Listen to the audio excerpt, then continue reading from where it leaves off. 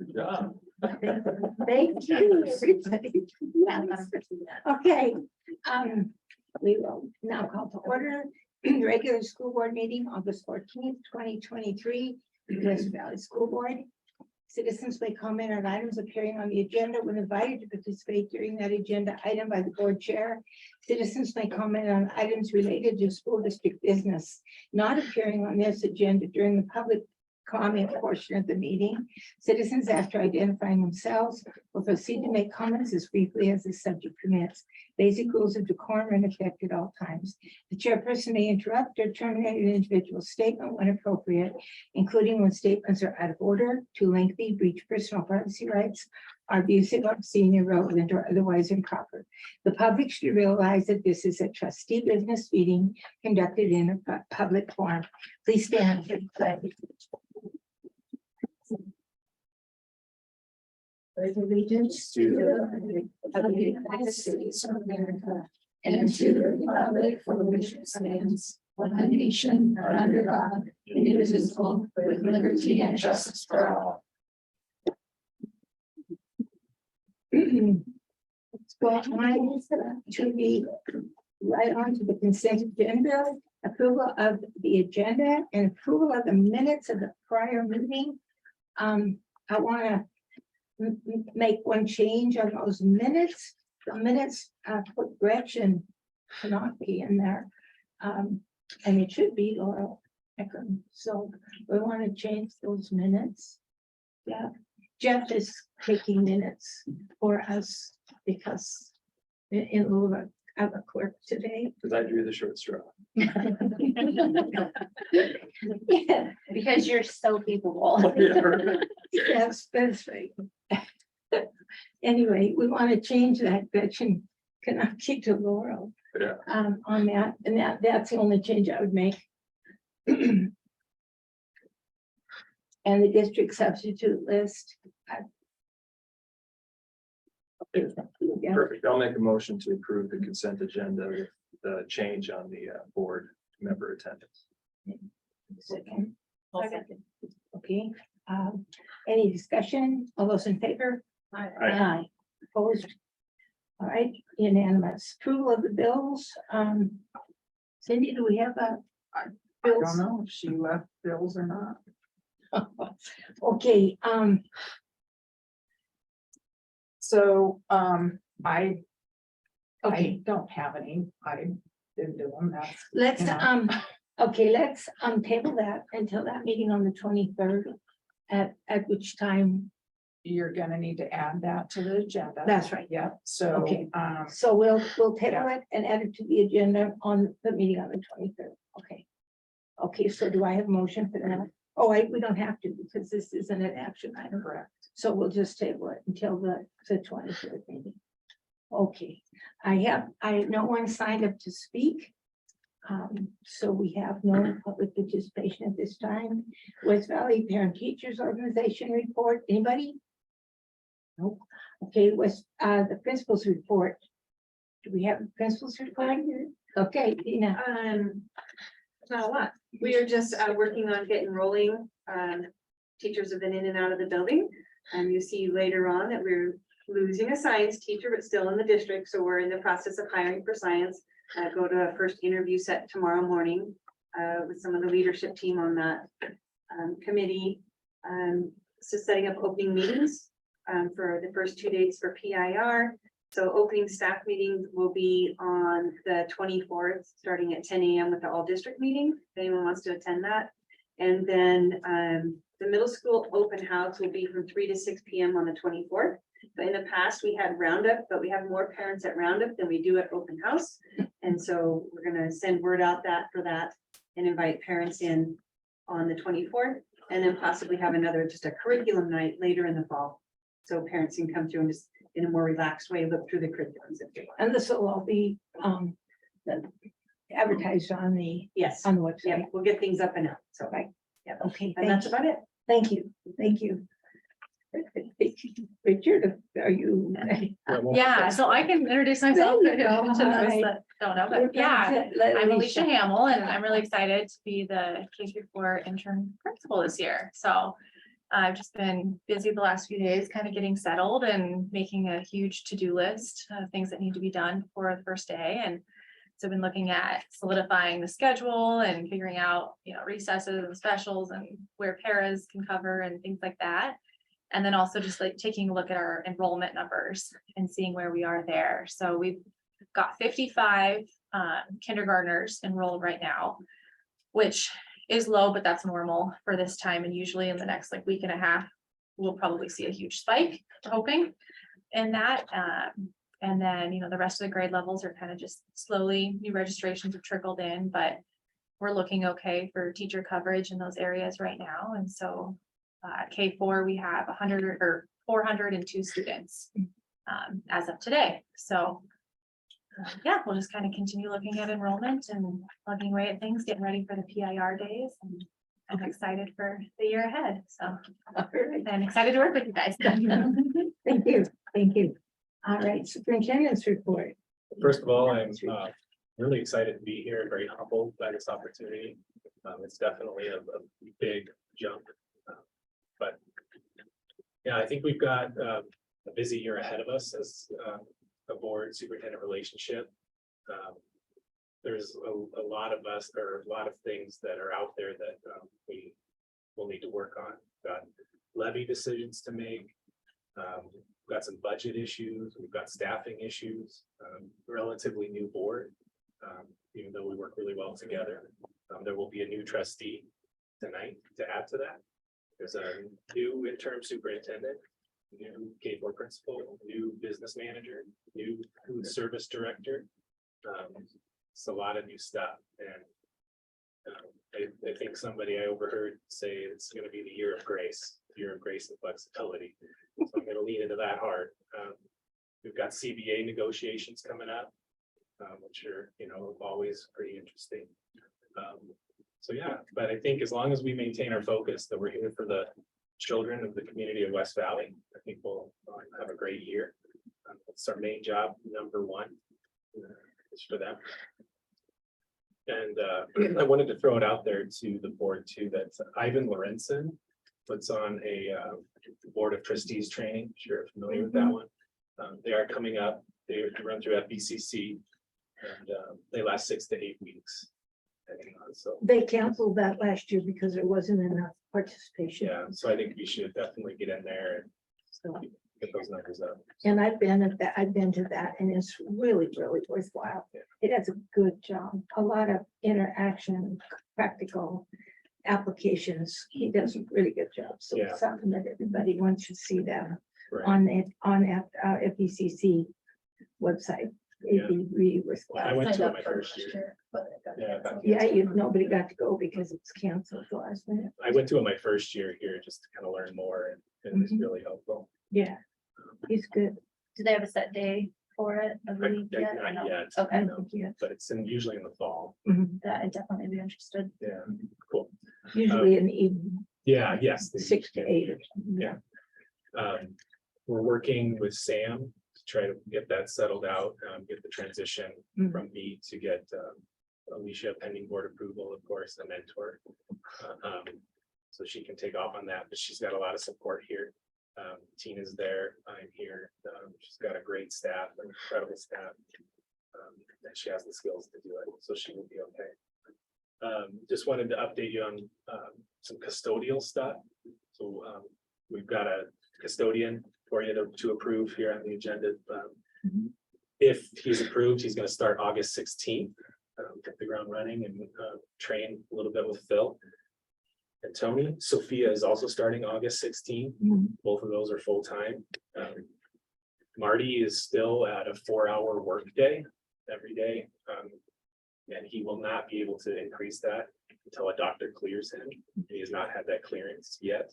So we're looking at least next week at the earliest that could happen. This is, I guess, sprinklers were in really bad shape this spring. So a company had to come out this summer and actually repair them. And that's the first time this happened with these sprinklers. And Phil didn't quite know exactly the main reason why, but there were breaks everywhere and they were frozen and busted. So made watering really hard. And that's why the grass out there isn't as green as it usually is. So when they start football, hopefully they'll be able to get that going. They're watering 35 minutes a day is all right now, which is a big. That's a big field to water. The Gaga ball pit is repaired. I know that was on people's minds, but Tony went and put that together, and it's got new boards and some places, and so it's a lot safer too. The insurance inspection came out and they look at the grounds and the playground equipment. And shout out to Tony and Phil, because the guy said it's one of the best that was in the state of Montana. So very proud of that. They do a great job. He said that the new playground that they built last summer was one of the best constructed playgrounds he's ever seen. So, which is really cool. So if you see Phil, give him a shout out, and Tony, because that's a ton of work. The only recommendation he had for us on the playground was to get more wood chips, because there's a lack of wood chips there. And so Phil is looking into what it would take to get in more wood chips. In the past, it's taken about 30 yards of wood chips, and it was roughly $700. So we're gonna just see if we can figure something else out there, but that's just on our minds. The trash removal is now scheduled to be completely normal. It's gonna be Tuesdays and Fridays is when they'll come and grab that. And the reason they bring that up is because there was so much dumping this summer, where people would come, from the community and just dump trash in there. And so Phil and Tony would see it a lot too, and even when I was out here, I saw it. So they had signs made that say, no dumping, school use only. And we're toying with the idea of doing like a, monitored by video where, cameras or whatever, just to kind of maybe limit some of that, or at least make them think twice about doing it. But it costs us a lot of money to move other people's trash. So Is like the video approach, because it could probably just be a like fake video thing. Or is it to get fence or something? I think Like around there is a camera on the corner of the building out there, and you can but the cars have to be in the right spot. It's just not conducive, but I think we should look into something where they don't have access to it, because just last week there was a lady with her SUV just pulled in and just pulled cardboard after cardboard after cardboard and trash bagged with her son. They were chucking. And I've approached people one time. I said, hey, don't throw trash in there, please. It's hard on us already. And he was like, well, I'm a community member and I can throw trash wherever I want to. So throw it in the dump. It's not that And much we pay further. like per the amount that we Right. dump, right? yes, It's not like it's a, yes, yeah. it's not a set fee. So when they load those up, they have to go up and pay the weight. So yeah. Is there any way, I've never seen locks on those. I mean, but there's a Yeah. plastic lid and then there's the metal part. It would seem that you might be able to Yeah. put a lock in I on think we're those. gonna look into that. That- Because I it's mean, kinda- it's getting ridiculous. That would be, because the cameras are, Yeah. but a lock that Yeah, only sure. the janitor has the key Yeah, for. sure. Right. Well, the kitchen uses it, so we'll brainstorm on that. We'll Right. figure out how to kind of not let it happen. It's just such a surprisingly large bill. Yeah. It gets improved. You just, I mean, Yeah. you just think about, maybe we should put 20 residential cans out there. Because it's just so extremely expensive, several $1,000s a month. Just for, We need one of those dump sites like they have. in the kind of- yeah, just have a Yeah. regular So it adds up pretty quickly. thing, yeah, but no, we won't pay for it. So, Yeah.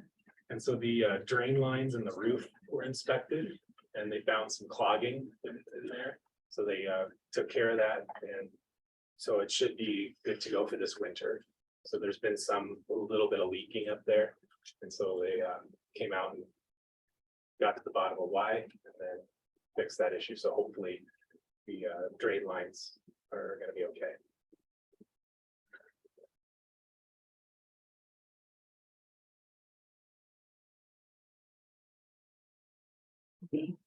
That's all I have. Thank you, thank you. So we'll go on. I think he jumped over 7. The Teachers Teachers Association. Association. Oh, I'm Yeah, sorry. that's okay. I did. Is anybody here to speak on that? They're here, they don't want to speak. Not after I looked over. Do we need to address the superintendent or the substitute list at all? You, We you, probably didn't have one this month. at this point, okay. Yeah, no, we would have approved it in June It's something, and it's we- still the same. yeah, yeah, it's the same list, probably it has made any changes on that one. Okay. Sorry to the teachers organization. Okay.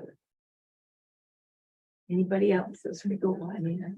All right, next action item is we have 2 potential new trustees. Matthew Heller and Mark Waddy are here. And they are gonna make like a 5-minute presentation to explain why they'd like to be on the West Valley School Board. And so I'm gonna let Matthew go first, alphabetically, is HB4W. So, Okay. Is it okay if I stand? yes, please Okay, do. good. Yeah. It's a little awkward for me. Nothing you did. Okay, so hi, thanks for 5 minutes for this oral presentation, and my name is Matthew Heller.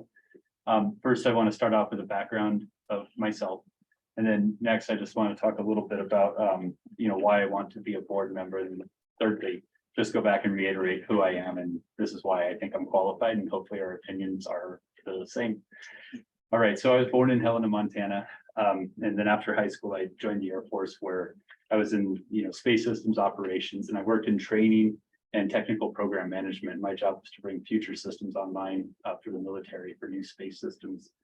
Then after that, I finally leveraged my GI Bill, went to Colorado School of Mines, and then worked as a research assistant and a teaching assistant, so I could, eat. And at that time, I also led projects for US Air Force research labs and US Army labs, and basically quantum computing algorithms. And I won't bore you on the details, but basically it was a lot of fun. And then currently in applied materials, I work as a reliability engineer and a program manager, and I'm responsible for all the company's training. And I also develop algorithms that help reliability engineers function more efficiently. And amidst all this, there's a lot of culture change within this company where I'm basically bringing a whole new program to the company. So I'm highlighting this simply because I'm very used to conflict and dealing with it in a healthy way. I'm also used to bringing new changes on board, and I'm also used to shrinking budgets and wicked sharp timelines. And so I don't let that affect my personality, I hope. And currently my interests are with my kids' sports, baseball, basketball, volleyball, theater, art, STEM. And the reason why I want to be on the board is because I want to help. I mean, I see the levy fail, for instance. And at the same time, we see growing children in the school. We see turnover in staff, and I wouldn't pretend to know all the answers, but I do know that I can be thrown into an ambiguous situation and at least learn from those that have already been doing it. And hopefully that FBC class kicks off this year. I also like to reach out to the parents. I like to be involved with my children, and I'm always looking for different ways that I can actually leverage those connections and kind of enhance my children's world and hopefully enhance the kids around them. So that's why I want to do it. I'm just very interested in really helping kids. And I view this as an opportunity to leverage and maybe make some of those things possible. The reasons why I think I can do this is because I have proven leadership in organizing and leading teams. I'm quick to execute. So if you ask me to do something, it will get done. And I take feedback well. So if it does get done quickly and it needs to take a little bit more time, I have no problem saying yes, I'll go do it. Again, I care about West Valley. I care about education. I've been a trainer no matter where I've gone in my life. And I work really well across different cultures and across diverse perspectives. I mean, throughout my workday, I work with India, Singapore, Europe, and so on. And so therefore, I have to get very used to looking at different perspectives. even when they're hardwired because they're from a different country. So with that being said, that's who I am. This is why I want to be a part of the board. And thank you for the, I guess, 3 minutes and 30 seconds. And I really appreciate it. And I don't know if this is the right forum for follow-up questions, but if you have any, happy to field them. That's appropriate. If anybody would like to ask. Okay. Thank you. Thank you. Thank you so much for your time. Thank you. Thanks.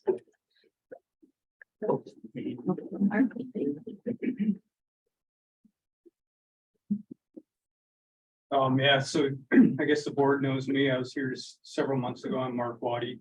And I introduced myself to this board a few months ago. I didn't think I'd be back this soon. And so I guess the common theme tonight too is engineers, because I'm a structural engineer. So we're both kind of wired to problem solve. That's kind of what we do on a day-to-day basis. So, you know, I have 2 children currently enrolled here, and our 3 older ones had gone through the school. My wife Tiffany went to school here, so we have pretty strong ties to the school and the community. I've been watching, like Matt, as things have changed in the school district, and there's been change in staff and a failed levy and different things, that it just seems like there's some problems that need to be worked through. And so I'm definitely interested in helping brainstorm that and come up with solutions. And also, you know, my children's education, the education for the rest of the children is important to me. So any way I can help out to do that is why I'd like to be on the board. And again, thank you for having me here. I didn't need your whole 5 minutes, but I'm also open to questions. If anyone has any questions from you. Okay, thank Thank you. you for coming back.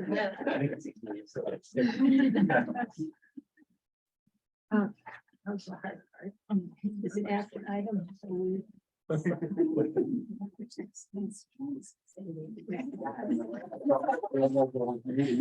Trying to recruit internally out there.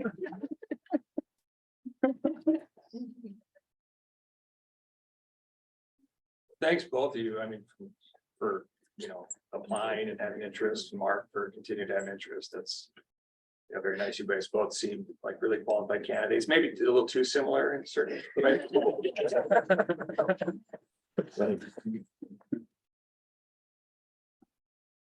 I appreciate Mark, you coming back. I'd like to make a motion for Mark Waddy to join the school board. I'll second it. Is there any discussion? I think, you know, we had 2 absolutely great. Great candidates, yeah. candidates. Yeah, There might be another opening. Yes. Yeah, please do. I That's mean, what we 'cause called Mark. Yeah, I didn't months really ago. believe yeah. Yeah, persistence based. Yes, yes.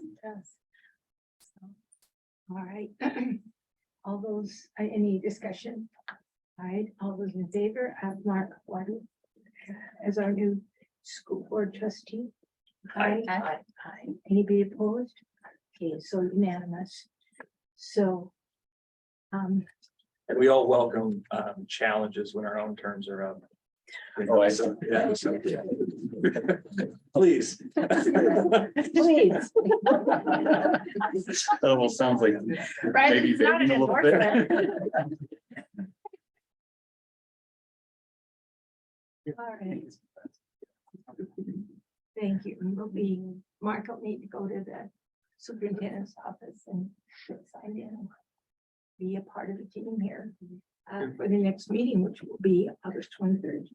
So, As we move towards levy consideration, definitely keep in the back of your mind that there might be some volunteer opportunities should we choose to go forward with that. Yeah, So all talents is welcome.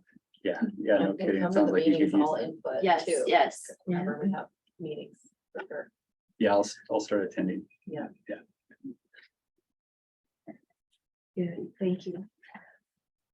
So, Yes. will Mark be able to get sworn in before the 23rd? If he goes to Cal's office. Yeah, you'll And need Cal to be is in sworn in there. by the county suit, Yeah. and then I believe you're gonna need to have a form for appointment of trustee to send with him, or maybe Cal would have one down there. And then and we can move forward on that. Do you have Mark's email? Yes, we do. We have his application letter. It's in Okay, our then we packet. can get the paperwork that's needed and get that sent to you. And Yeah, then, if you send that to me, I'm gonna be gone on the 23rd. But Okay, I can run, I'm gonna be in town till Thursday this week, so I can run down to Cal's office whenever. okay, Okay, yeah, do you wanna? Richard, do you wanna get Cal that? House in his office too, the paperwork. Yeah, yeah, you should. yeah, if you went to Cal's office. Yeah, I'll Just swing give through him a tomorrow. call ahead of time, like I was able to do it literally the next day. Right, so. then make an appointment, cause it's not always there. And then I can attend remotely too, if that's an option while I'm out of town. Okay, yeah, that might, Yeah, because I'm gonna be remote for the 23rd as well. So I'm in Helena. maybe we should change the Yeah, day. I'm hoping. to I'm come. sorry. I I am think we sorry. have to. We Yeah. have to. Because I'm not gonna sign up for anything sooner because of the hurdles that are currently in place. And then I leave the evening of the 24th and I'm gone through the 31st, and you've got to have this done by the 25th. Right, Yep. so I mean, we the cannot move 23rd that. is like the day, Yeah, right. it's gotta happen on the So 23rd. we'll have to do some Zoom, and Yeah. those of us who can will be here and just do the best we can. Yep. Right? Right. Okay. So if that, you know, you can get filled in, get seated, and then we'll be in touch about that meeting on the 23rd. Okay. All right, the next action item, business services consulting agreement with Foley Consulting. Cindy has established a consulting service, which we are happy to take advantage of. Officially. Yeah, but we've been doing this for a while, but so we I think what we need to do is everyone has a copy of that. As in, so I guess it entertain a motion to sign that. I'll make a consulting motion for her consulting agreement with Foley Consulting. Second. I'll second.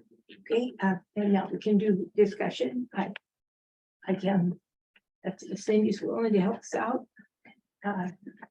Anything we can do to keep her here is, yeah, just Thank you. Like that. We are so grateful for her expertise. I kind of already started on stuff the 1st of August, so. Yeah, we're retroactive on this agreement too. And that was agreed before that we knew she was gonna be from August 1st. Well, we're just extremely lucky that you came Yes, that's back right. to step in Thank you. and help us out, because that's couldn't be more valuable, because we would be in a really tough spot if you didn't do it, so. thank My you. best. Thank you. Yeah, thank you. All right, all those in favor? Aye, opposed, unanimous. All right, now Cindy will discuss this audit report, of which we have a rather lengthy audit report, right? Yeah, and it's my understanding that Jeff, I were was you there. one, and then Marilyn, you met with Cecilia and the auditors? I did, but I'm not sure if I comprehended exactly what was going on, but There was a lot in that There audit was. report, and that's for your 21-22 school year. right, And so this would be just acceptance of that audit report. I know that there were some findings and corrections that the auditor had done, and so those were put in the books. okay, And so that's all been completed to my understanding. And so we'll just move forward and yeah, on those findings and correct them. that's good. And Because just a lot of that was making up for some things that the prior clerk Serena Yep, there was some of that. had done. Yeah, it ended up being, and just to clarify, like, it was ended up being kind of a compounded, basically just, with accounting, it's categorization and. Right. Correctly entering, there's no findings of any sort Oh, of fraud or. No, Or issue in that No. regard, it was just, things weren't coded and. Correct. And done correctly, so that was what took them a lot more time than usual, was to kind of work back and unwind everything, and get everything reestablished correctly. And we did get in the audit an unqualified opinion, which is the cleanest audit opinion you can get. So there's not anything from, concern with Correct. the flow of funds. It's just making sure things go in the right. Right. Yep. And a lot of that had to do with the fact we changed computer programs in the middle of the stream. And so that just created all kinds of issues with the coding. And thank gosh Cindy could come in and kind of look at that. Well, and when you're new to it, excuse me, when you're new to it, you really have to be in that accounting manual all the time to get the proper coding put in place. And the other bugaboo in the last few years has been all of the ESSER money that's come down, and that's got special assigned codes and so on for both your revenues and your expenditures. And then that adds a whole different bag of tricks and money that you've asked for and didn't get by June 30. And then how do you record that? And so there were some of those, and it's just a learning curve. And all of our ESSER funds wrapped up, done. To my understanding, they are. We had Cecilia, I know, was still doing some expenditure coding the other day and some line item transfers that she and I had talked about. And so when I'm doing this deep dive for your TFS on reporting the expenditures, we'll find out that would have happened. But your ESSER 2 has to be expended by September 30th. And it's my understanding we've gone through the ESSER 3 as well. So, but I'll have all of that for you in that TFS when it's done. And oftentimes, when I'm putting in those codes there, at the moment, we're changing some of the coding on it just to make it fit. So if the ESSER money got over expended, we're gonna move those expenditures into another fund. Thank you, Cindy. It all seems rather overwhelming, as it was, I think, to some of the people. There's a lot, there's a lot of money in those. There's a federal lot of money, grants. and there's a lot of little things that, we just appreciate your expertise, so thank you. Okay, so that, should we entertain a motion to accept that audit report as it is? And, Yeah, I'll make a motion to accept the audit report. I'll second. okay, is there any more discussion? All right, all those in favor? Aye. Unanimous. Okay, CBA with the teachers, and we have lots of teachers here. Jeff, did you? Sure, yeah, so we, thanks to Mark and Bonnie and everybody and Gretchen for helping us out with this negotiation. So we talked about this, I think at our last monthly meeting, just kind of highlight of the terms that we agreed to. And so this is just solidifying it. We just finally got through with actual, working that all into the contract. But again, the terms were discussed previously, high level, it ends up being a 2% raise on the base for the year. It's a 1-year agreement. We cleaned up a lot of the kind of extracurricular and educational stipends and language. And I think we made some good improvements. So hopefully when we come around to it next year to do it again, it'll be a little smoother process. And also we're poaching the best negotiator on their side of the table. So bringing them over to our side so they can stop grilling us so much.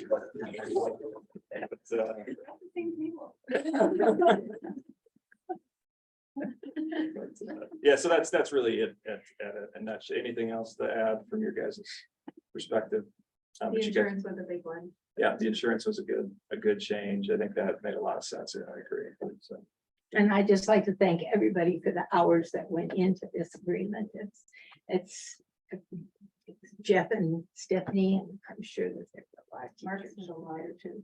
Mark, yeah, everybody who spent hours in order to get this together. And I just have to say thank you from all of us. Okay, I think we could just entertain a motion to accept this CBA with teachers. I'll make a motion to accept the CBA with the West Valley Teachers Association. We'll second it. Any discussion? All right, all those in favor? Any opposed? Unanimous. Now, here's a special board meeting we're talking about on August the 23rd. That Cindy said we'll have what we need to know at that meeting. We need to figure time. Do we want to do 4 o'clock, or you want to do 5:30, or you want to do a different time? What's good for everybody? There's no, that was the date, but no time here specified, so. 4 o'clock would work, good for me, I guess. What about you guys that are out of town? Yeah, the out of town. How about you, Mark? I can make whatever time work.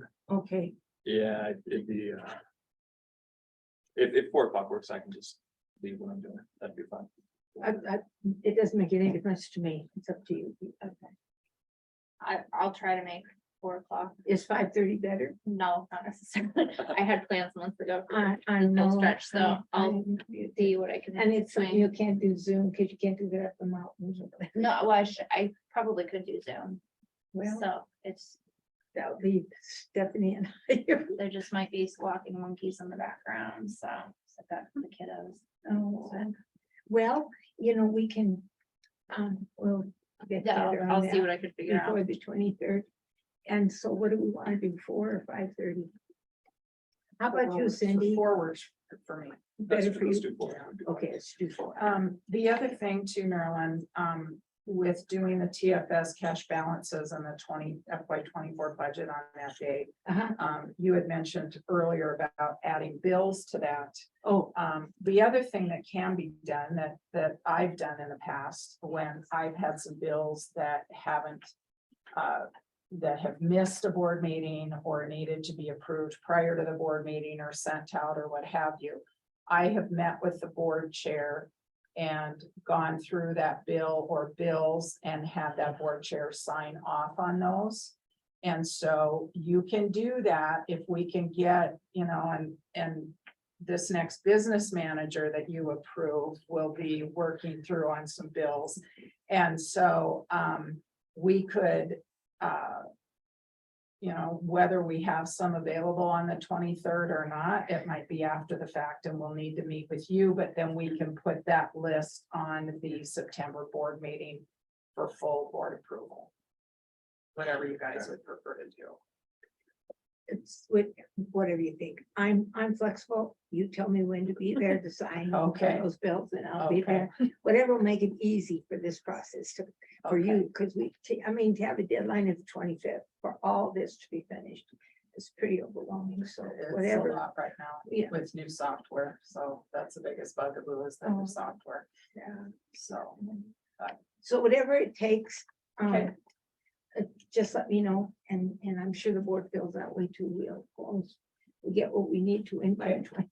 All right, sounds good. All right, so, I'll make a motion for a special board meeting on August 23rd, 2023 at 4 o'clock.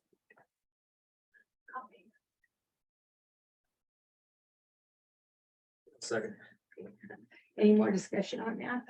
All right, all those in favor? Anybody opposed? Okay, unanimous. Resignation of Sherry Lee's food service clerk. Richard, did you want to address that? bit? Sure, yeah. So she's been dealing with some pretty overwhelming needs with her family. And she just felt like it was kind of time to just focus on that for now. There's some health problems, not just, on her side, but both sides of the family, so it's kind of stretching her pretty thin. And the ability of, some of the family members they have not been able to help.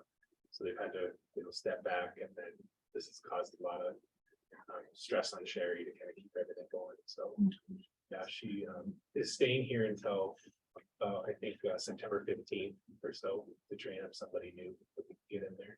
Really sad to see her go. Yeah, she's great. Yeah. She is Really very good. phenomenal. I thought, Great with the kids. And oh, so good with the little Yeah. ones. we even used her as an instructional parent before in the years. So it's kind of, I'm sorry. Now, are we gonna put that out then? Have you yeah, we that put it in? out to staff, and then that Okay. closed at 5 o'clock today, and then we're gonna post it and put it out there to the public. good. Okay. Yeah. All right, so we're on track. Yeah, that'll be easy to fill. Did you Okay. get applicants from? No, nobody in-house, but Nobody in-house. I've got some contacts with some people in the valley who point me to some people if we don't get any applicants. So yeah, I get some. Yeah. Give me your food service people. Okay, all right. So we need to accept her resignation. Motion to accept the resignation of Sherry Lees. I'll second it. Any discussion? All those in favor? Aye, opposed? Unanimous. New hire recommendations. Now, I don't know if we can look those over, maybe just go through them each. I think it warrants that we should actually, because they're so diverse. Jeff Nelson, food service supervisor. Yeah, so Jeff worked in the kitchen, worked there for a couple years. He does a great job. He knows the systems well. He can easily step in and handle the paperwork end of that job. That is kind of surprising the amount, but yeah, he'll be good in that role. It's gonna take a learning curve, but since he's been adjacent to that position for the amount of time he has, he will be able to figure it out. We just got notification of a first food shipment too, so he's handling all of that.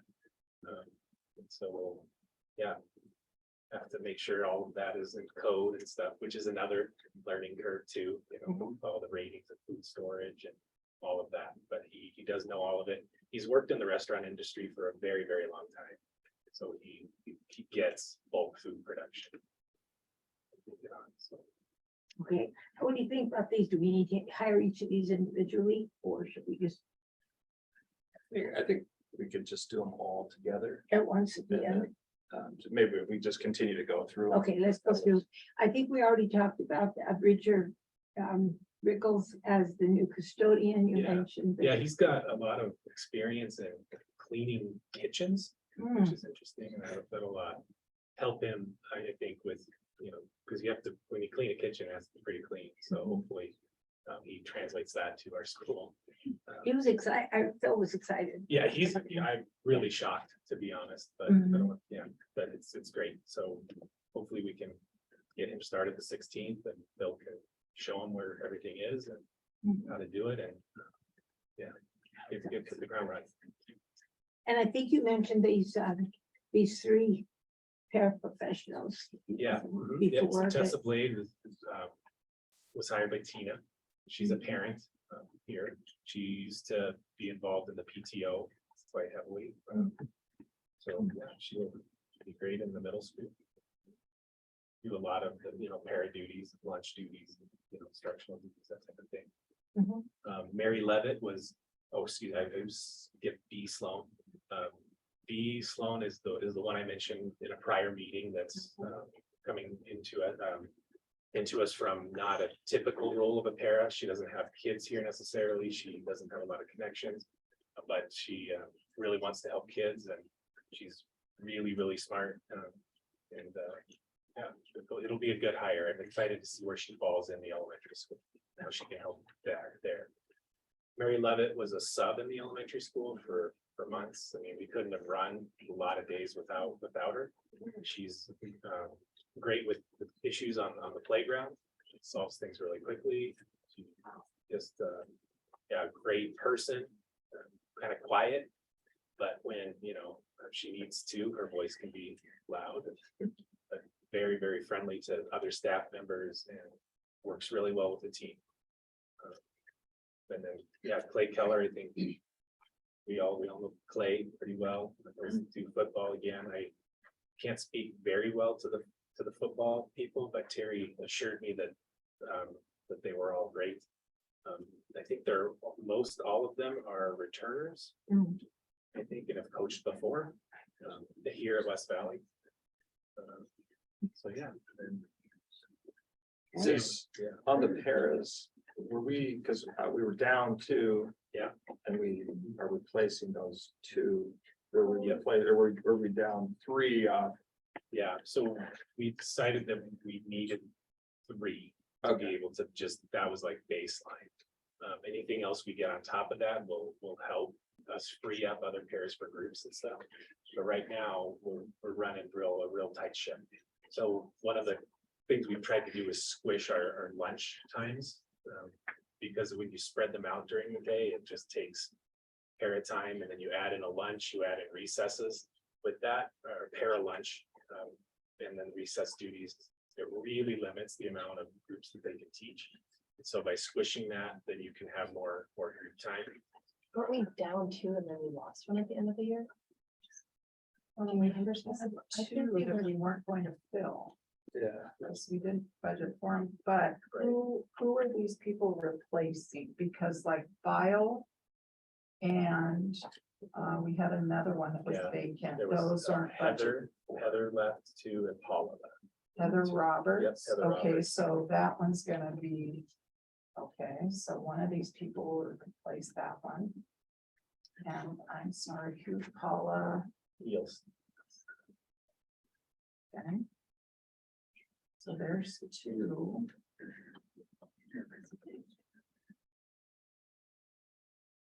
And then, And then we lost, the middle school lost Shannon okay. to the office.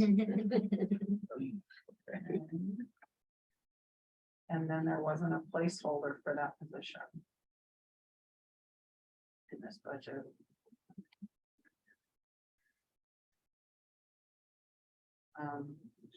And what are those other ones at? Like, what is the overall? We had, well, and these guys are shared between title and general ed, so like Nielsen was, 0.82 general ed and, 0.18 title. And our title budget is down 20,000 this year too. We found that out a few weeks ago. So you still have Dubois, Falder, Suho, King Brown. Is that a Nathan? King Brown still? Rolene Anderson, Yulia Elena, Rolene is in the kitchen. and then we've got her budgeted for 360 hours as an aide. Does she do did playground? that this year. Will she do that in 23, Yeah, 24? she said that she does no longer want to do that role, just full-time kitchen. And we've got 360 hours there. And then, Kennedy, you still have. Yep. Smith is and Tony, Oh, yeah. Scott, White and Went. So we didn't have another vacancy. Title I, Dubois, Kennedy, Roberts, Elena, Scott, Nielsen, White, and Smith. Will any of these be Title I? Well, we're losing White to a long-term sub position as well. She's gonna sub for Emma Johnson. Until January. So, So will one of these fill in for her? Well, then, yeah. Could you do that? yeah, So, and with White, I've got her halftime general ed and halftime title at this point. And then with the 360 hours, so it would be just over 1,000 hours available if half of her year is spent as a teacher. So we could probably fit that in, but then there's no other money slotted for aides. Do we have as far as obviously excluding this kind of decision that wasn't in there, do you have a feel for like where the kind of the surplus deficit for next year would be, just before we make like an incremental decision? Right now, I visited with Richard today, and what's the budget I'm gonna propose to you tonight? I need to I put in the new the new interim principals contract. I've got to find out what the district clerk contract is. And then we would need to know where these paras are being placed within this budget to see. The other thing is that, part of a few of these people that work one-on-one with kids, we can, pay them from the tuition budget. And we're able to levy money, from the state and local through the tuition budget. And so we've got that in here that I'll propose to you tonight. And so I'm looking at, in that tuition budget, outside of what we owe other programs, I'm looking at 70,000 for West Valley AIDS. So we could make that, and we're always getting money a year in arrears for this, and so that's kind of the tough part. So we could make these three work within that budget, but there isn't there's nothing slotted for any other vacancies or needs. And then, like I say, we've got to find out where these are being placed on a salary schedule and then put them in, and that may change things. You know, we've had Heather here for a few years. So that may change a few things. What's the like, when do we have to hire them back? You know, I mean, obviously, well, I just want, because we're at this, you know, odd position where I think we're looking at our budget and then we're gonna approve the budget, and then if we could approve before kids budget with these hires, the 23rd. You know, maybe we could either make a decision then, or do you think that we need to make a decision now? I think making the decision now would be the way to go. I know Tessa has no experience, B has no experience, and then you have to look at Mary other than subbing. Experience there. So that, I think it's $12.88 because that's an average. Which is lower than what Heather would have been. All into. Yes. So what about Mary, was she gonna be in that thing? Yeah, she's Cause she's been here already? no, not in the official capacity of her, so that's where it gets kind of strange, where our pay scale is supposed to be that they've worked as a para a certain number of years, but she has, but as a sub, so I'd like to give her that time. You know, that's only fair, but I think that would only be a year. So,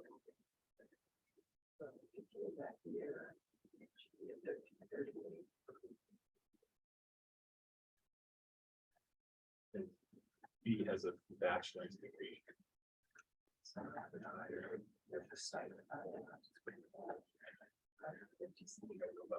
Yes, I don't know about this.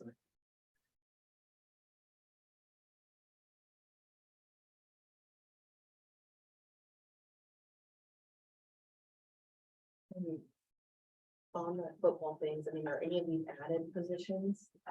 Or were these people all there prior? That I can't answer that. Terry would know more about that.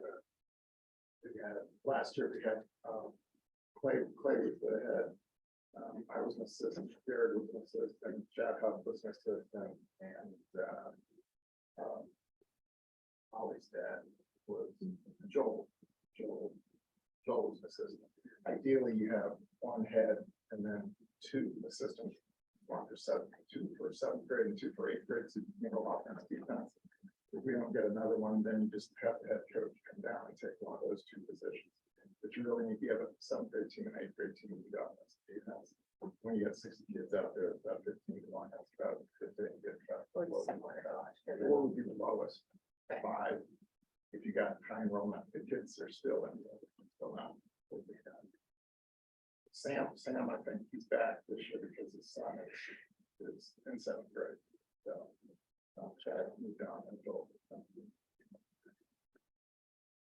that Sam has coached prior years, like, I think his other son. He did that, but, Glacier. Do you have any idea to, did we get into that full deficit? Or last year? Do you know on that yet? I'm sorry, so what was your question again? On last The year's. 250,000. If it looks like you're gonna come in using about 200,000 of it. Again, I'll know more when I get the cash balances done, but with some transfers I had Cecilia do the other day, I pointed out we had roughly 50,000 in the tuition fund for aides. And so we were able to move some of that money. And so I believe you're close in that, hugging that $200,000. What is our tuition? What do we usually bring in tuition? You know, I'd have to see as far as for your out of district kids, I mean, that we depend on 45 this year that we will not have next. year. $45,000. So that's going away next It year is. for sure. Yeah. Not the coming year, but the 24. Correct, 24, 25, you won't have that option anymore. But we will have that, we will use that 45,000 this year. You will. For sure. And that is already built into this budget, knowing that you're gonna have those numbers. Is, I mean, as far as, you know, with these three paras, do you guys feel comfortable that this is like the right amount for the year, or is this a feasible amount, or do we need to, I mean, are we continue to see the need for more, or is this sustainable, I guess? This is baseline. Yeah. I mean, this is kind of like, yeah, because it becomes a safety thing too, with monitoring the kids outside, and with more kids outside, we're gonna need more people out there to try to scrunch those lunches up. Because it would look like 2 grade levels eating lunch, and then 2 grade levels at recess, and then they'd switch, and then 4th grade or whatever grade would be by themselves. So that could potentially be 150, 180, 180 kids, depending on which grades you put together. Does this give us enough staffing to have it be a scenario where we don't have to have like yourself or at least like Yeah, like I mean, at recess all the time? yeah. I mean, I think it's still gonna be pretty tight. I really do, but I think we can be closer if we do this. But if we don't, it's gonna be pretty tricky.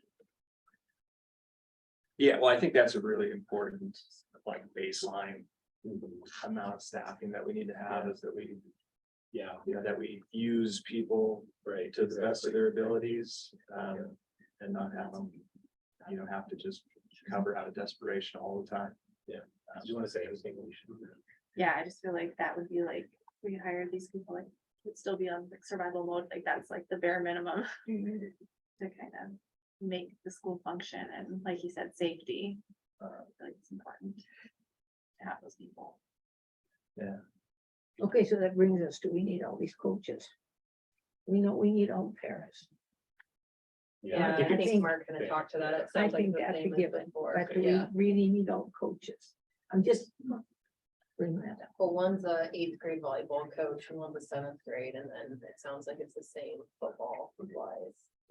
Are those paid out of an athletics fund though, or are they paid They're part of the general the fund. general fund? Okay. Yeah, we budget, well, what do I have in here? I think I've got 35,000 budgeted for coaches.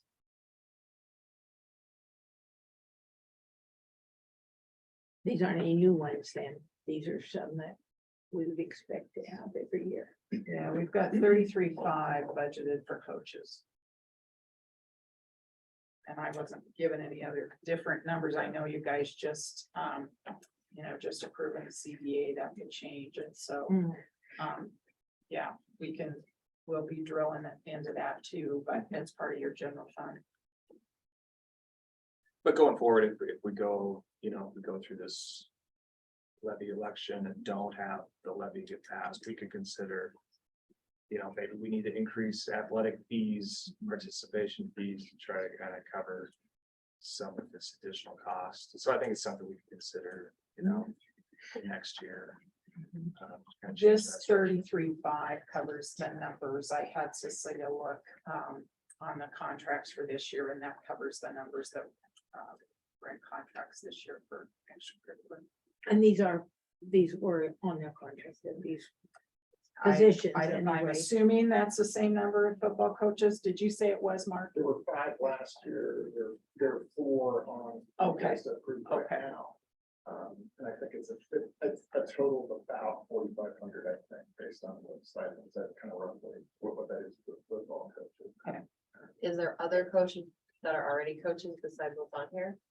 No, not, no, they're just us 4 signed up. And They have to be also, approved. football, isn't there a fee, $100 for football? It's more than that this year. Is it up? Yeah, I would say 125 at least. yeah, it was, yeah. Get close to self-funding, it's not there yet, right? I mean, if you got 60 kids, But you're not paying coaches on that. Yeah, it's income to the school. it goes into a boys and girls fund for athletics, and then that money goes to pay other things, but not coaches, contracts. And she talks about helmets particularly. Yeah. that they need to be replaced. Yeah.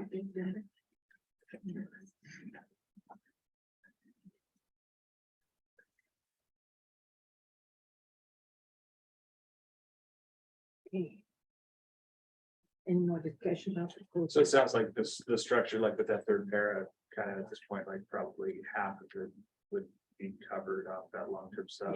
Yeah. And so we could probably squeeze, I mean, I think from a budget standpoint, I mean, we'll get to it here soon, but it's not, you know, it's not at least my target to run a healthy surplus this year.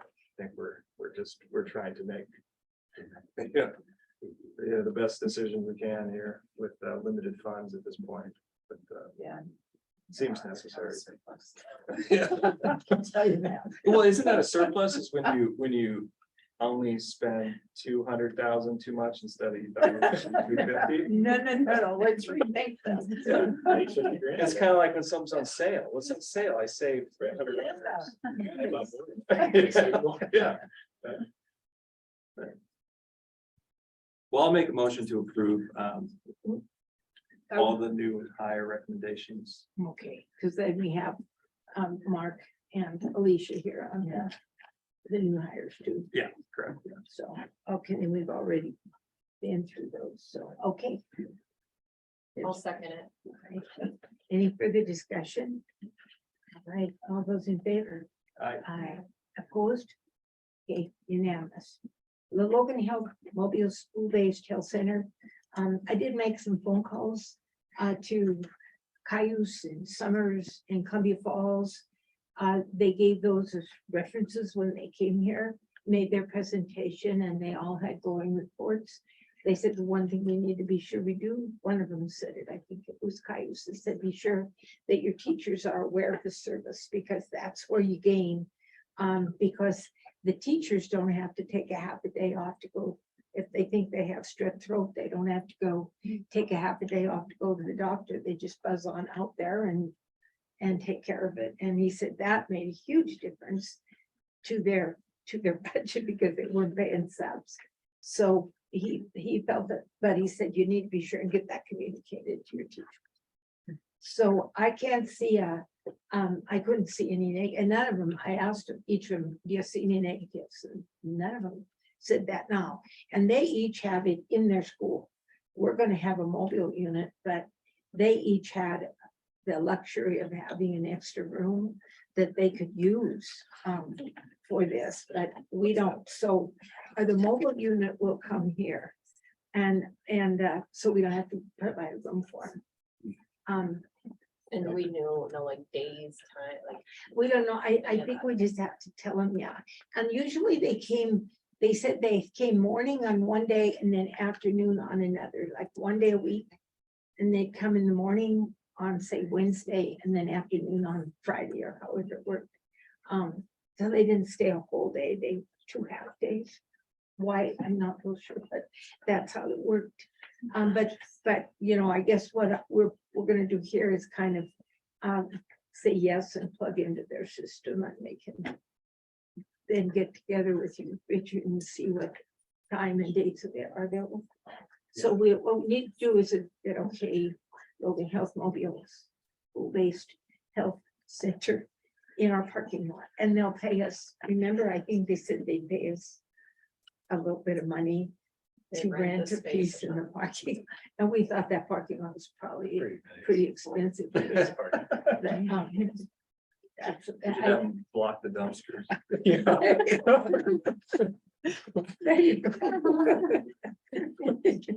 Anyway, so we can, we can get that information and get that Rusty contacted and get that followed. Right.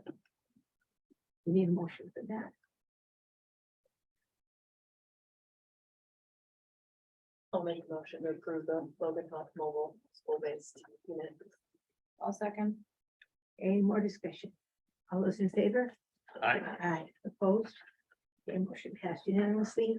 Next, out-of-district student attendance agreements.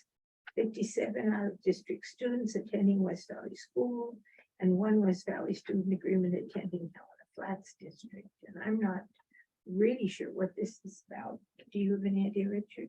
This is just about us accepting the out of district students Yes. and their tuition, and then just letting everyone know that there's one kid in Helen Flats. And we talked about the tuition at that meeting about rating and not rating and all that. We've already been there, so. Yeah. This is just the attendance agreements. Are these pushing us over, like in terms of our need for an additional teacher in any grades? That's what's really nice about it. It's evenly spread out. That's not putting us in any hurt at all. So none of these are, that's a good point to make. I mean, so we proved it, none of these are putting some undue burden on us adding a Yeah, teacher. right. You know, for 4 kids or Right. something. So that's nice. So in reality, then it's, you know, it's a big positive for us to It pick up is. that kind of, That's what we were fill saying. the class a little bit more. Next year, we're gonna have to figure something out because we cannot charge for out of district tuition.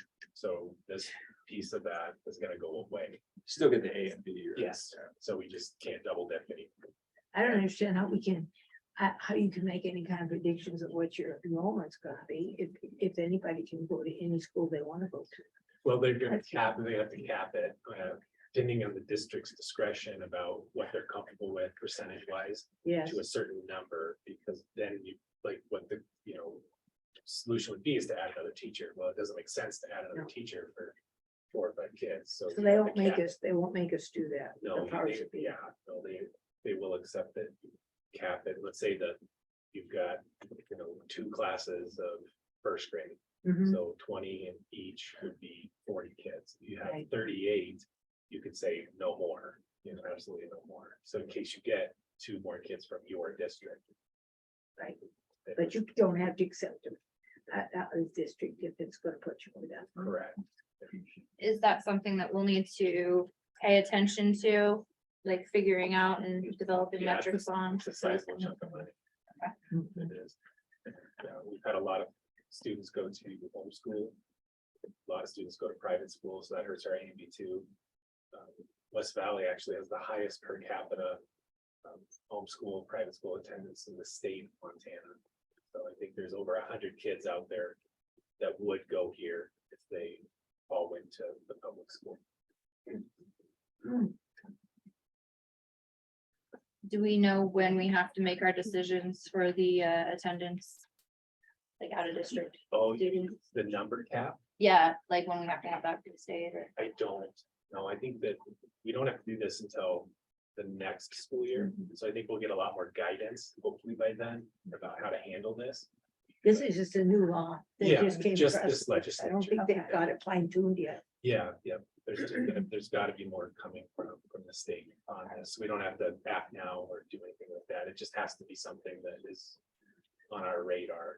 Right. moving forward. But it will be something that impacts us going into the 24-25 school year, Correct. so we'll need to figure something out this Yes, school year. correct. Okay, Mhm.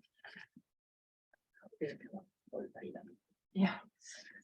OPI is still trying to figure out how this is gonna be tracked. They're know the formulas of how it's gonna be used and how districts could calculate it if it's all gonna go through the state. I know we had discussion on this at NASBO, how we'd like it all to go through OPI. And that they would have something that we report to, like we do in Mayfairs with, and then in the teams and different things. There's reporting ways that we can do it and calculate it. But, you know, there was a example that was put forth in the meeting, for a kiddo that, would affect West Valley and District 5.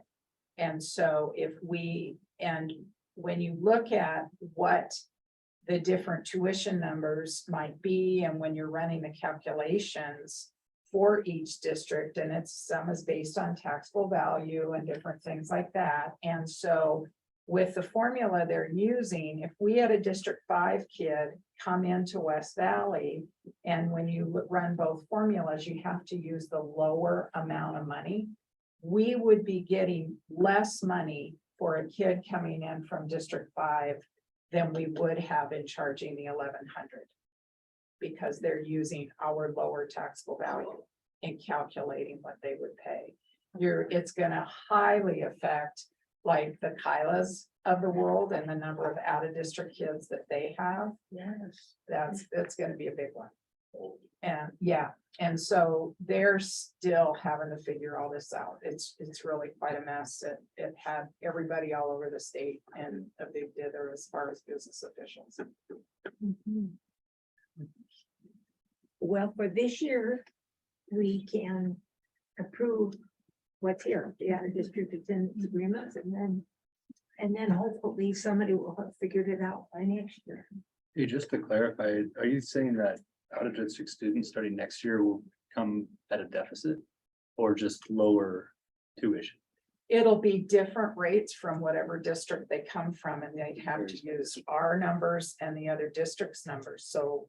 Okay. You know, if there's a Kyla kid coming in and maybe the calculations run and their taxable value might be less than what ours is, and then trying to figure out what the cost of that child will be, it could be even less for Susie coming from Kyla that it would have been for Joey coming from District 5. So nothing is consistent, and that's the hard thing for all these districts. Whereas now, if a parent chooses to put their kid here, they are paying $1,100 for their child to go here. But now they can decide to go somewhere else, and then it's the local taxpayer. You're gonna be paying for Susie Q from West Valley to go to Kalispell schools as part of your taxes. And that's one thing that I don't know that people realized when this was all before the legislature this year.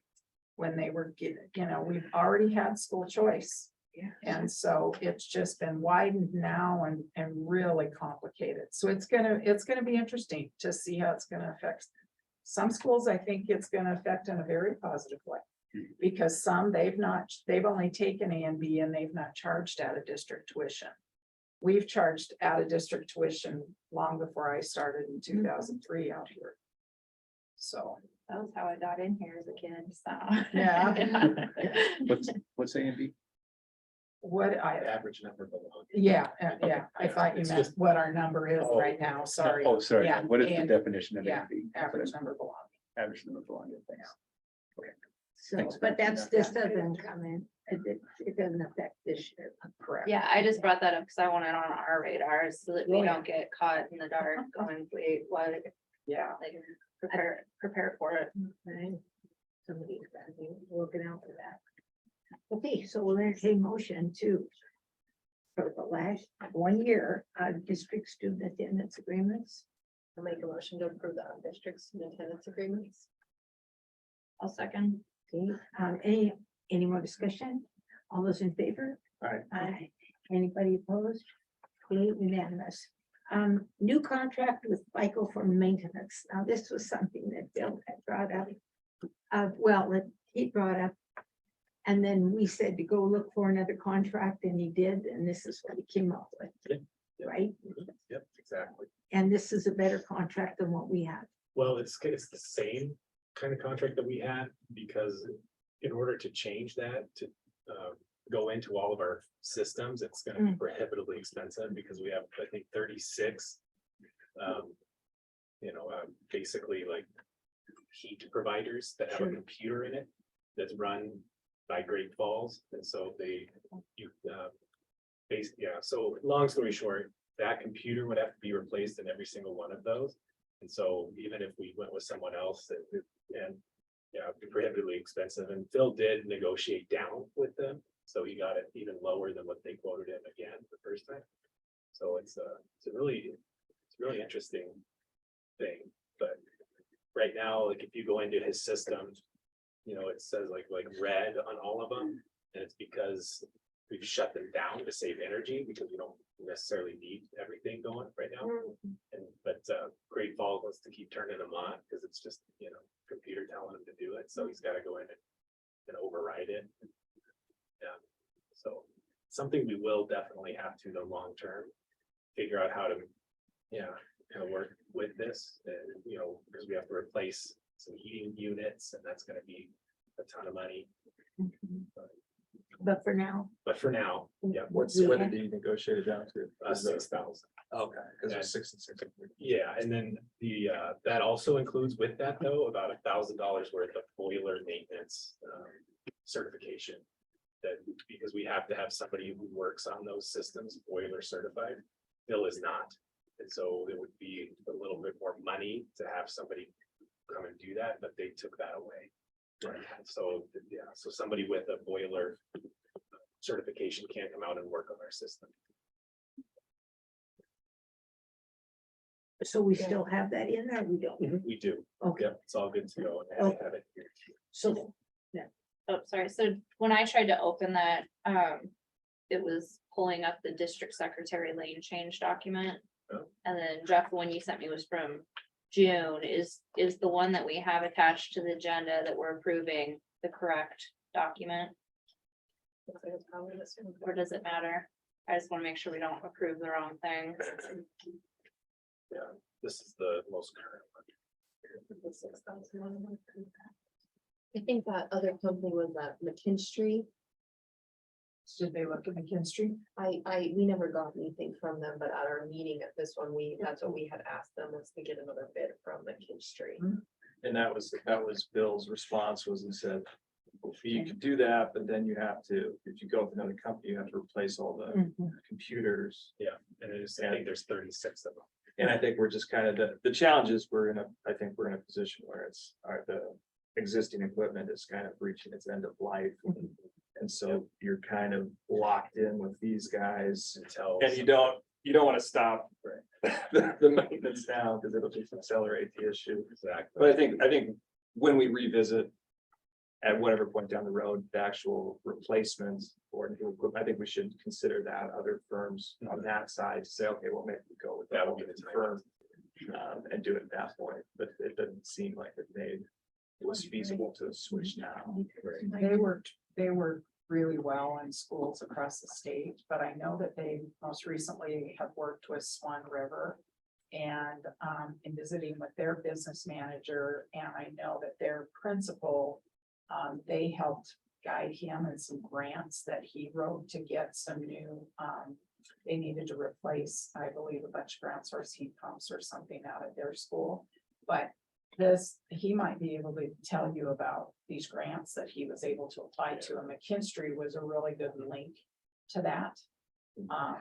But yeah, if they're gonna be in the area, I don't think it's a bad idea to have them come just to a board meeting to explain what they do, or at least visit with Richard on what they do and can help with some of these things. And then as we're moving forward and you're planning for your building budgets, your maintenance budget for next year and your building reserve fund, I think that by starting to talk about some of these things early on, because I know Phil walked in earlier in June, was it, talking about fixes here that were astronomical. But as you're looking and we have to notice the public in March of what we're anticipating for increases or decreases in mills and permissive levies that we do. I think that when you start the conversation earlier for some of these things that you might need in this building reserve, this can be part of it. And then you would know, these are things that are just, we have to do these, so. Yeah, because we were gonna consider especially for that replacement, that we couldn't see if it was feasible for us to use the building reserve levy to Yeah. maybe just pay for it, and then we could Yeah. finance it or You could maybe some do way, some, do something like that, The or a other portion of thing is it, and get grants. do some 1 year, and then maybe there's a piece that Yeah. can happen in your next year and affect your next year's budget. Yeah. So. okay, yeah.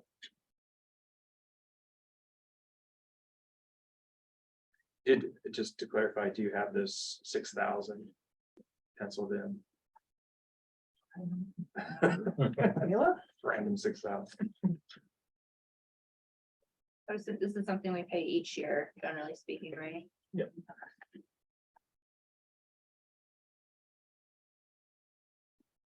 We have had 1,500 in here for water testing.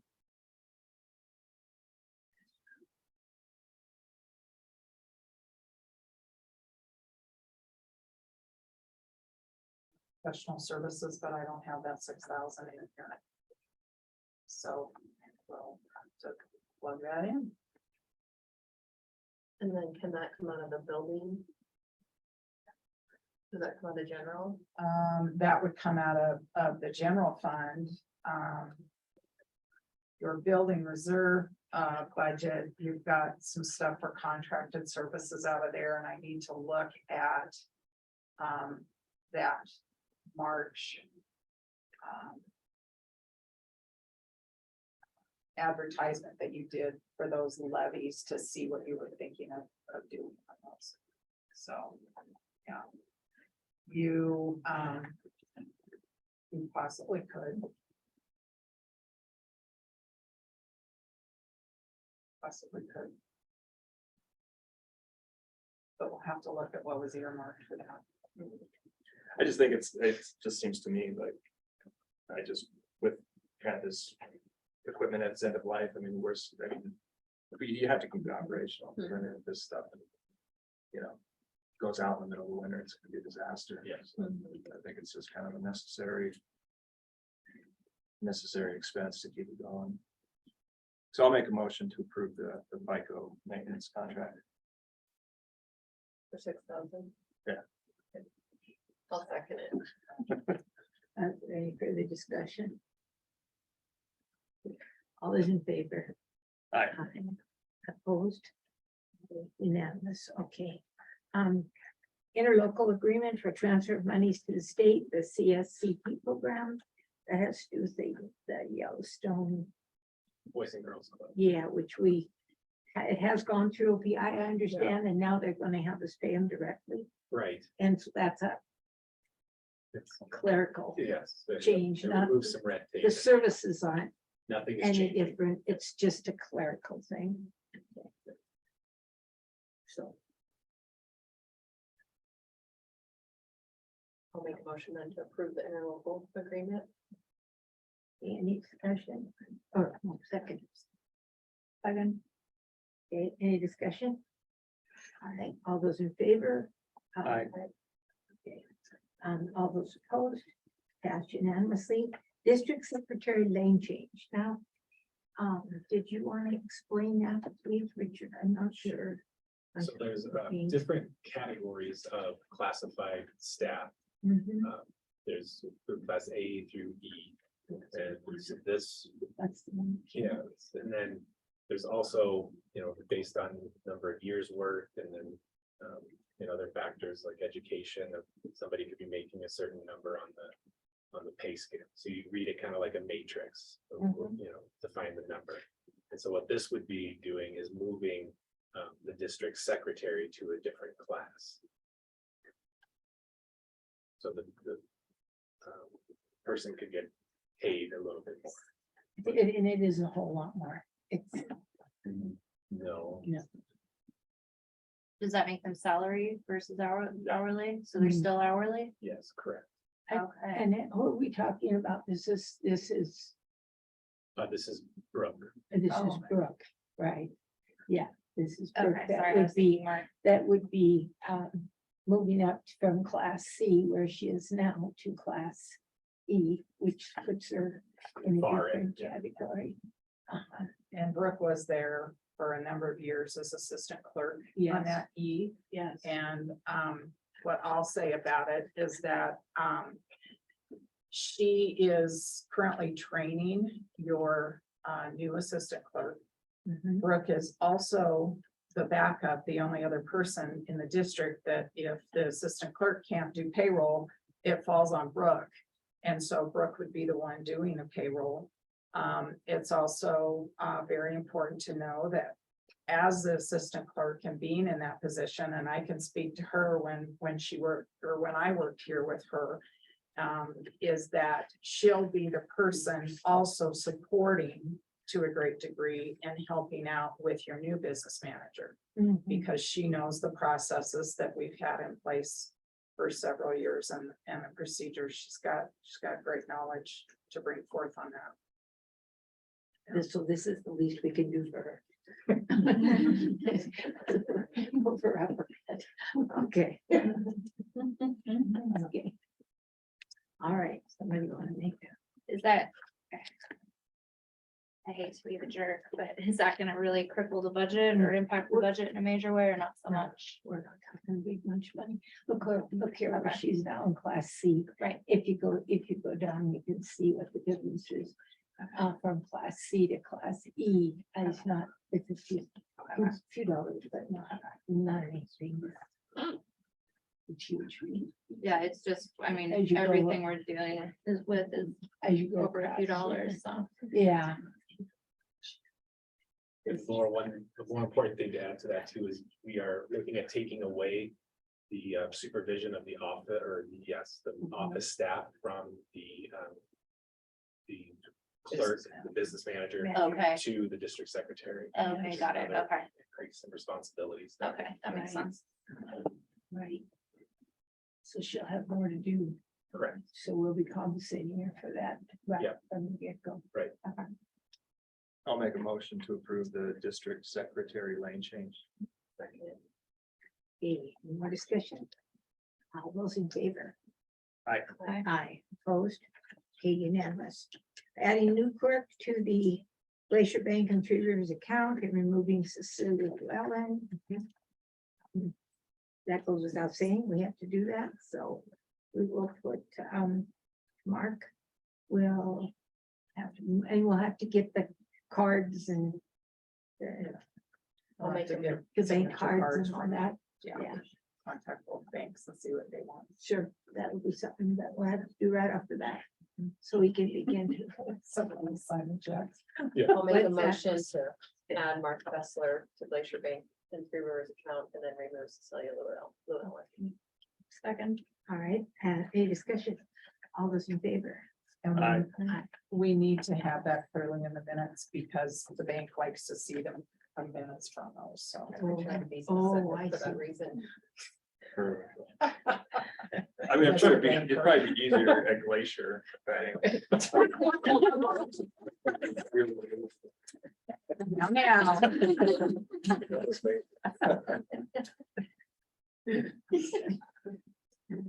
Tell them if they don't do it, we'll make them watch the whole video.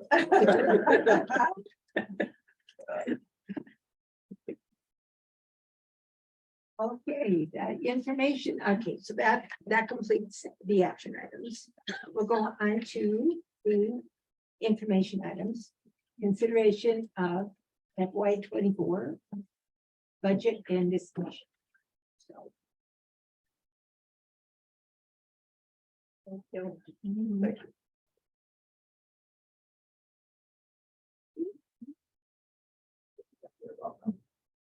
So you guys have seen this document because I basically presented it to you in June. And what what I've done since then is to fine tune this a little more. The bottom line does not change. Your budget's gonna still be the bottom line, same number. What changes within it, though, are some of the line items just with changes in personnel and that type of thing. So your bottom line budget in your general fund is gonna be $5,057,517.87. And it's noted there that that includes the 45,000 in your over base out of district tuition. And so I'll be plugging that into OPI. And can do that after I get your trustees report done, so. This, again, as we talked before, this has not a penny of supplies in it for the general fund. And so, that's the hard thing, is that the general fund really isn't gonna be paying for any, teaching supplies in there. We've got some supplies, of course, in maintenance. Because that's a given. We've got to purchase toilet paper and paper towel. So those are in there. We've got our utilities in there. Some dues. Any questions on the general fund? Is this updated with like the changes that some of them that we recently made tonight or not yet?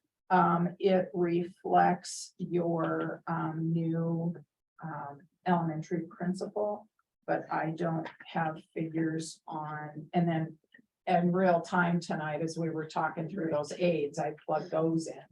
But I don't have the amount for your new business manager for Mark, and then I'll make the change in here for Brooke, her moving on the salary schedule. So in real time, as I was putting those aides in here tonight, I'm showing just over 22,000 available in the budget right now.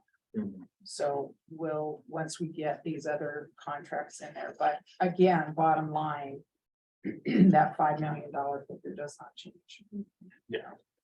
So, when we think about, obviously, when we've kind of talked about this in the past, this is kind of the budget trimmed down to like the bare minimum to basically balance under the 5 million that we actually get. So when we think about what we realistically need to spend, do you feel like it's more appropriate?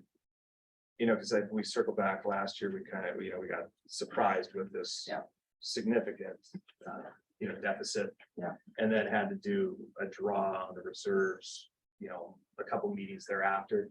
Should we plan for some reasonable amount of expenditures, or do you just, I guess I'm wondering if you don't budget for the supplies, then how do we improve the supplies? well, Inevitably, we might need. one thing that we can do is that you've got 52, was it 57 out of district kids coming in at 1,100 a piece. So that's over and above the 45,000 we've got earmarked in our general fund. So that difference we'll put in its own tuition 115 account. And so that's where I go if we're gonna need some supply monies, is I would go to that. But we cannot, that is a cash fund, and so you can't depend on that like you do these budgeted funds. So I couldn't tell you, you've got $8,000 in supplies available on your miscellaneous 115 tuition. We will spend it as we have the cash funds. And we have to spend that money in the year that we receive it. It isn't possible to carry that forward. So that's where you could go for some supply money. So right off the bat, when that money does come in, we will put that in that miscellaneous account. So that's where we could get some supply monies. But to budget like for personnel out of there, I've never done that and would never recommend it. Because we also have allowed refunds to folks if they paid for a full year and then they moved mid-year. We've refunded them back the days that they didn't attend. Yeah. Yeah. Does that tend to happen each year, or is that?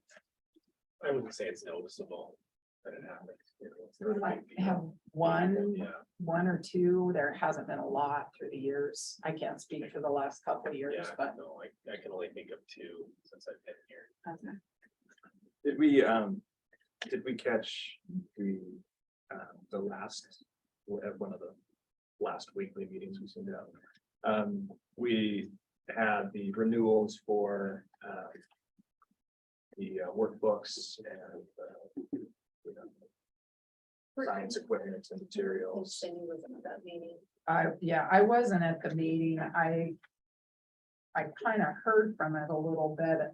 Because I think we talked a little on that stuff and that's not reflected in this budget. I had asked Cecilia to get the numbers on those annual things that needed to go in here and we knew like the water testing, we knew the amount for the accounting software.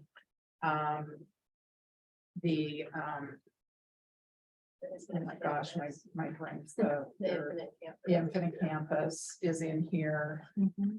She does have a note here of 7,500 for Thrill Share. Oh, that's our website. Okay. And then, yeah, Infinite Campus / Star, we've got budgeted for 27,500. I don't think at that last meeting, I don't think that's. Except the consumables, is that what you're talking about? Yeah, like those, the student workbooks and the science supplies, etc. No. It's not in here. Oh my So that'll gosh. pretty much lead up here. Yeah, I just wonder if it's, you know, I know maybe there's like different approaches. I just want to, you know, we did, you know, obviously we did a substantial draw the last year where we've made some serious kind of some trimming over the course of this year to even have us be in a place that's feasible that we can balance. But I don't want the school year to be maybe as kind of like draconian on like, don't print that piece of paper, or, you know, it's a type scenario. I just wonder if we should try to work in some sort of reasonable. Obviously, some of these things, I deem that you know, necessities, we have to pay our renewal subscriptions for these educational resources that we use. Just so that we then potentially you know, okay, we have that extra 50 or, you know, like where we say they got the big discount. Right. And, you know, potentially just kind of try to be thoughtful on how they would use that to make the year run more smoothly and effectively.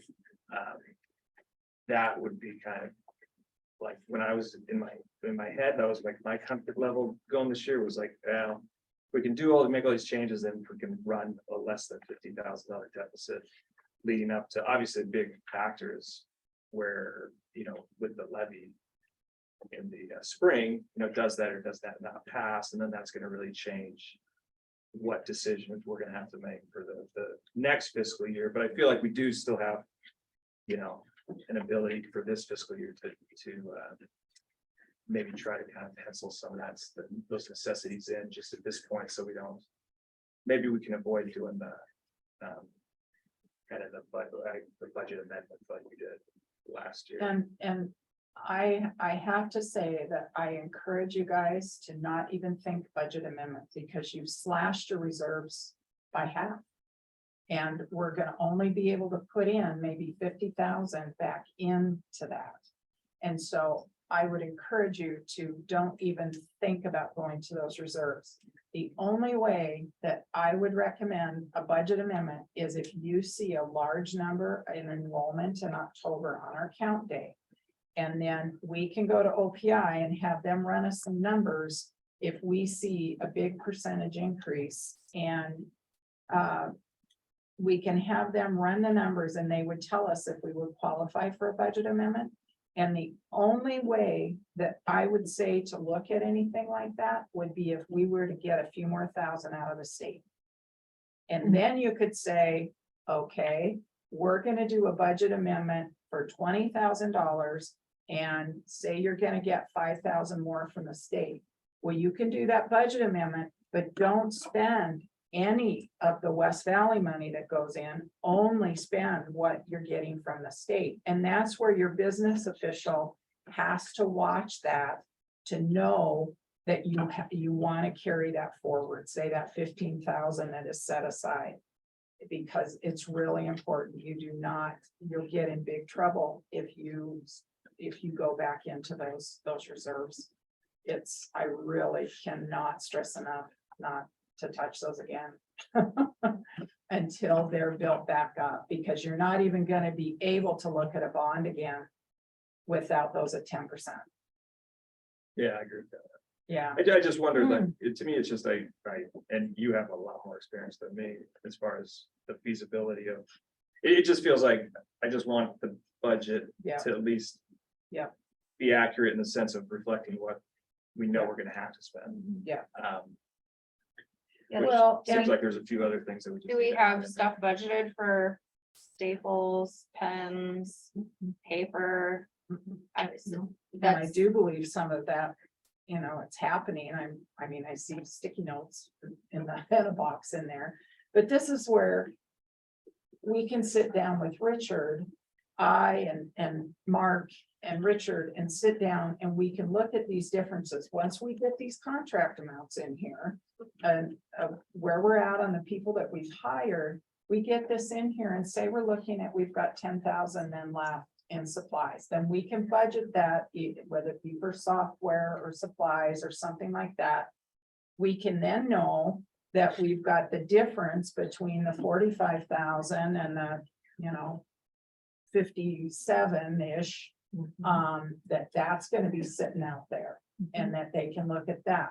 But the other thing I just have to stress is that the other thing with having that tuition money in the 115 is it can function also as a safety net if you overexpend your general fund budget, and he would have to take from there. But once that cash is gone, that safety net is gone.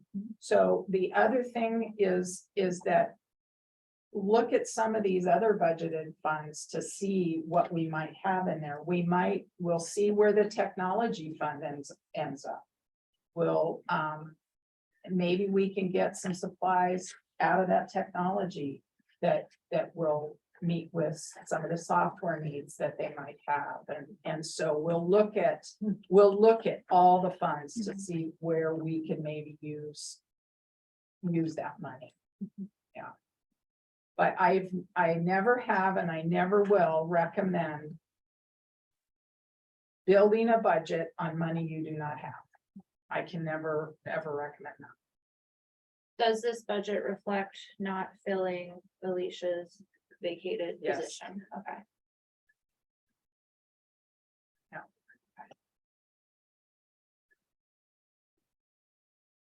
Thank you. I mean, Yeah. it's not a fun recognition of where we're at, but like, Well, thank you for your work. on no, but I will never be anything but honest with you Mhm. about where this is. And right now, we're at 89.15 on salary as a percent of our general fund budget.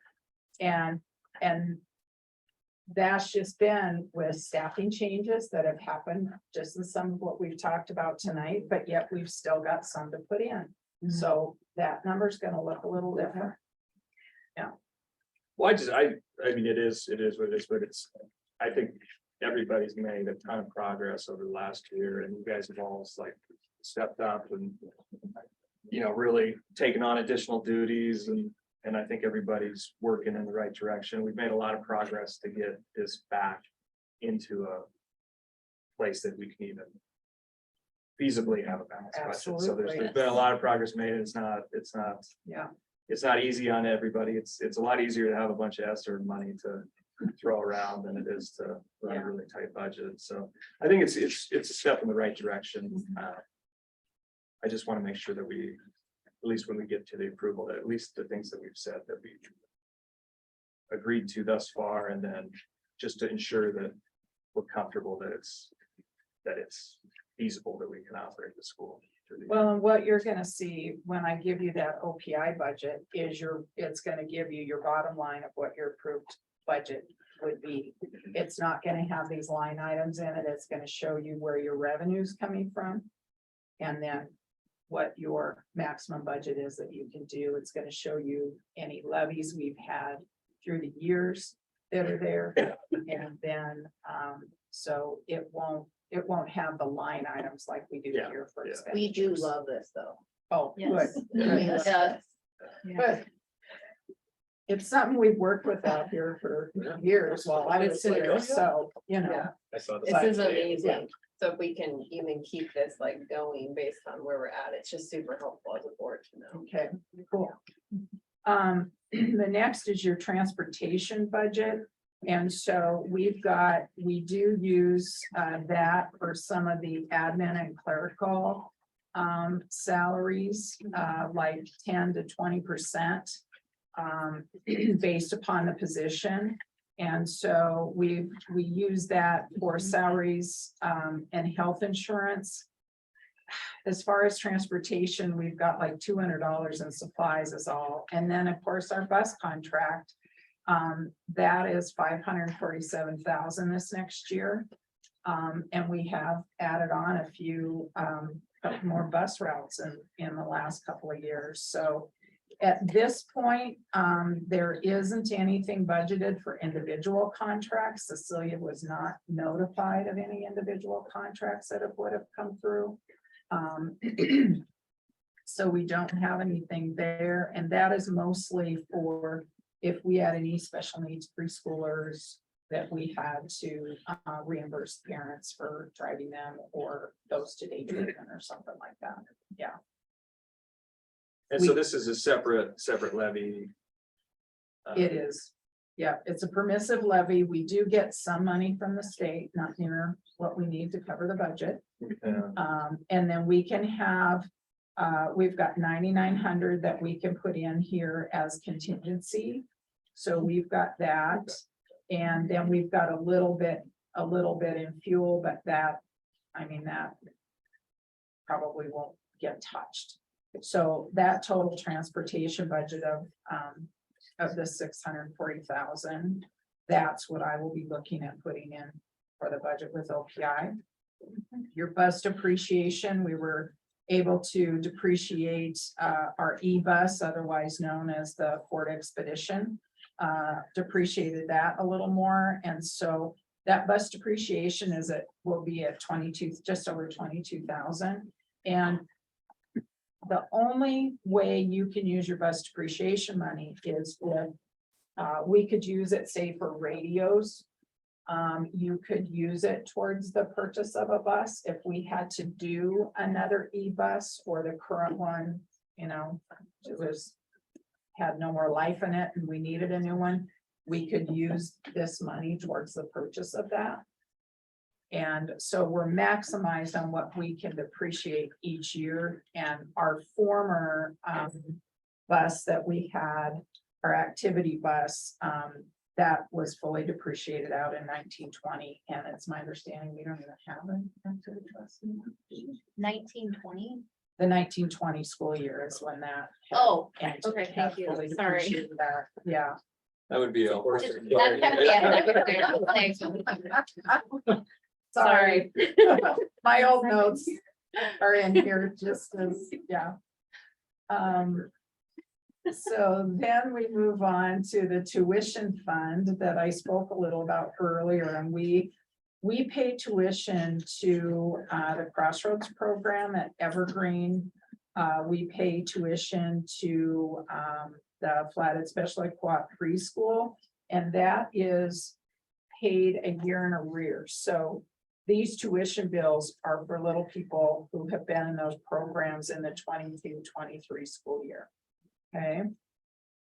And then I am looking at what we had expended in the 22-23 school year for some of our one-on-one aids with our special students. And so we are able to budget just shy of 71,000 there for that use. So that tuition fund budget is at just over 168,000. And then your adult ed, you guys have been kind of, we used to budget like up to $1 million. And so this is under $1 million, what is set here for this. But it would cover stipends, say, if you, I know like Tara does the after school program, fitness program for the community. And so her contract amount is in there for that. And then if we add other professional services where you got creative, and I know we used to use the fly fishing thing when John was here, that was something that we could have done. Years ago, Renell used to open the library up like one night a week. And so we were able to pay a stipend to her out of adult ed because it was for the community. So, so that is just keeping that budget going at slightly under 12,000, but it's not something that you can pay your salaries with for your staff. Then looking at your technology budget, this one, I'm not sure exactly where your number is going to come in at because I don't know what your cash balance is going to be yet until I get this TFS done. So that one might be the only one to change, or I won't say only one, but that might be one that will change a little bit depending. The flexible fund budget, we're anticipating 31,000 in there. And so that would be with carryover money possibly. The rebate that comes in like from BMO, we'll put that in the flex fund. And then we can put, you know, potentially some other things could go in there, but that one bottom line could change a little bit. The debt service fund, that is to pay for this building we're in. And so principal interest, we've got some agent fees. So that is at 507,000 for debt service. The building fund, we've got 92 cents, which is all that was left from building the building. So that is pretty much a placeholder just to keep that fund open for the district for future.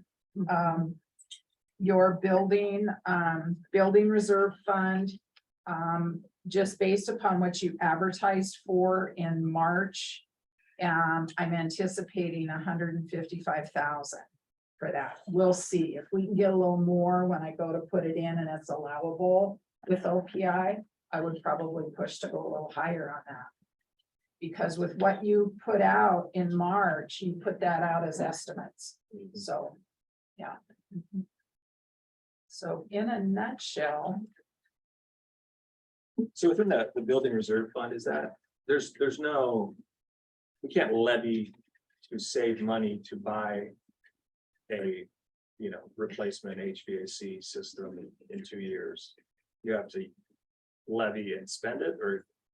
You know, that's a good question, Jeff, and I think that we should research that a little bit better.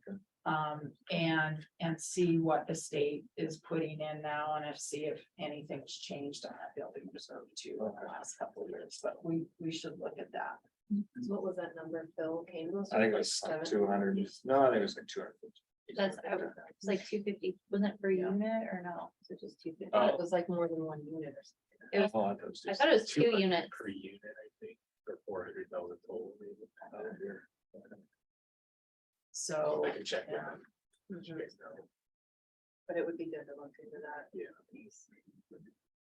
So we'll look at that. a little And I mean, more. really anything else that we can plan for. The future, no, whatever. One thing that, you know, if you have to pay for a garage door, for the shop out of there, Yeah. you could do that out of your building reserve. But they want you to tell them in that March advertisement, what you're anticipating doing with that one.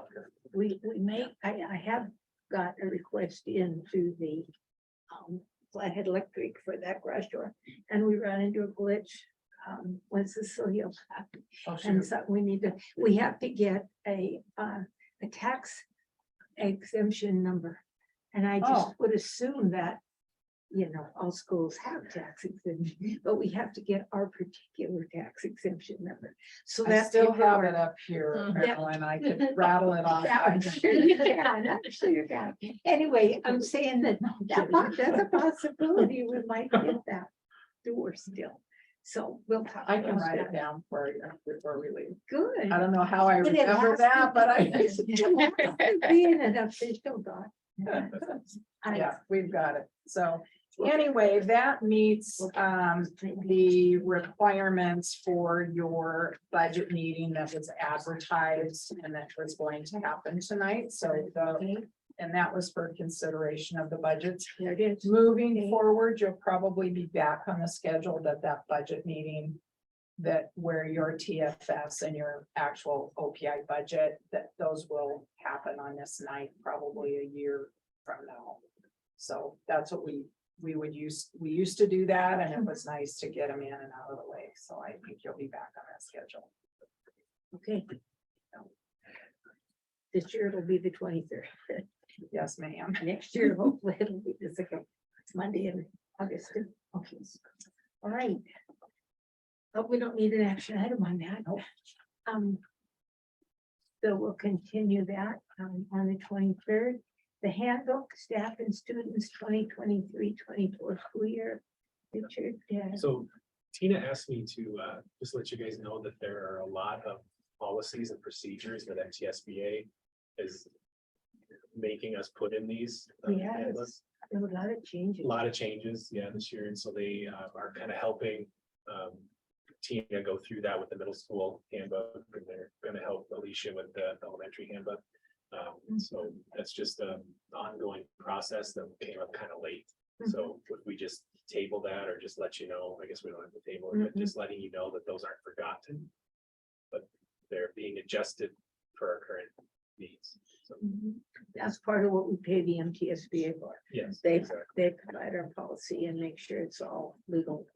So, And historically, when we don't have such an active legislative year, there's no changes or hardly any. Correct. that's Okay. right. This was- But yeah, this year, this was different. well, we went through all those. Yes, right. Yeah, I remember. Pages of Yeah, changes. 50 or something. Mhm, Changes there were. mhm. And now the lawyers are trying to incorporate that into real policies. That's taken them a while to like. Right, so just something we have to be cognizant about and Mhm. just know that it's not forgotten, it's just in progress. Okay, Thank you. thank you. All right. Motion to adjourn? Second that. Any discussion? All those in favor? Aye. Aye. Opposed? Unanimous. Let's go. I think. So I didn't even do anything else.